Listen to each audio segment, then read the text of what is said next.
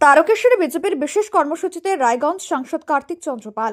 শুক্রবার তারকেশ্বরে বিজেপির বিশেষ কর্মসূচিতে এসে উপস্থিত হলেন রায়গঞ্জের সাংসদ কার্তিক চন্দ্র পাল। এই দিন তারকেশ্বরের নারায়ণপুর এলাকায় একটি কালী মন্দিরে পুজো দিয়ে তার দলীয় কর্মসূচি শুরু করেন।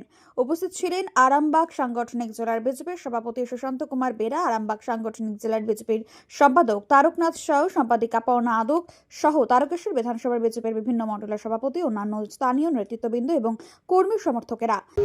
দেখুন, এসআর তো হবেই এবং সেটা ঘোষণাও হয়ে গিয়েছে। এসআরের যে প্রাথমিক কাজ সেটা শুরু হয়েছে।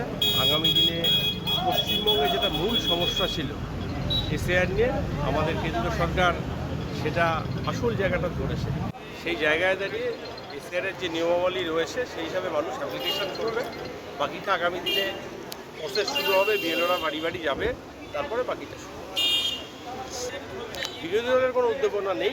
এটা এসআর, এটা নির্বাচন কমিশন করছে। নির্বাচন কমিশনের আন্ডারে তাদের যে প্রসেস আছে তারা সেটা মেনটেন করছে। আর এসআর নতুন কোনো ব্যাপার নয়, এর আগেও ভারতবর্ষে এসআর হয়েছে, এখনও হচ্ছে।